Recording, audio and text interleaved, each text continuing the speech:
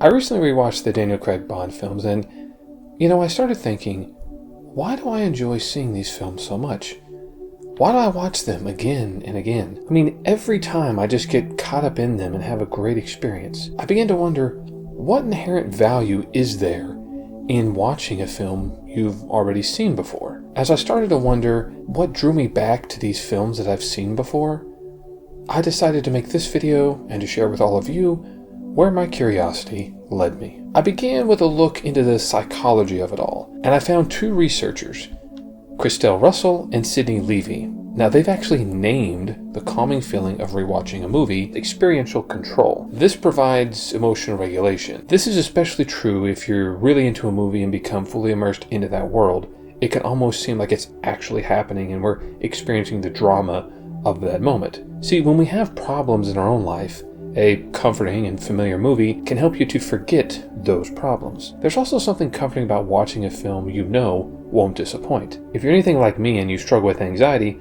already knowing the outcome of the film helps you be much more relaxed during the viewing. Then there is what scientists call the mere exposure effect, where people tend to develop a preference for things merely because they are familiar with them. Think of why you drive a specific brand of car, shop at a certain store, or even rewatch a movie you've seen before. These are examples of the mere exposure effect, also known as the familiarity principle. Next, I found Rebecca Lockwood, a therapist and teacher of psychology. What she says is that when you watch movies and become immersed in the film, you start lowering what's called the critical faculty or critical factor in the brain. This allows suggestions into your subconscious mind and creates a perception that the things you are watching are true. You then immerse yourself into them.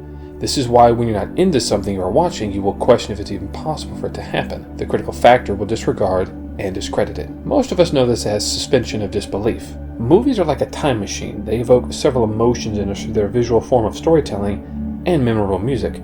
They draw upon our fondest memories and take us back to a specific moment in time.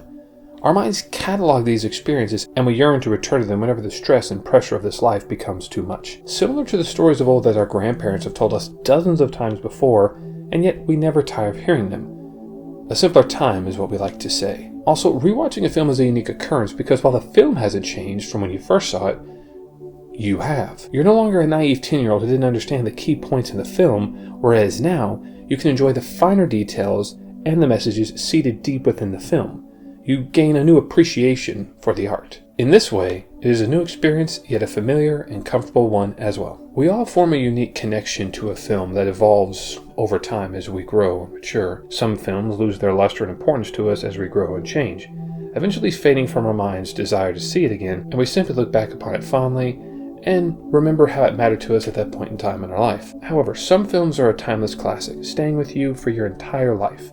You can watch them again and again, and they remain just as impactful on the 100th viewing as they were on their first. Now, whether you've seen a film once, twice, or dozens of times, a film everyone has heard of, or perhaps one no one has, share the experience of that film with a loved one or a friend to create a memory and spark a conversation. Who knows?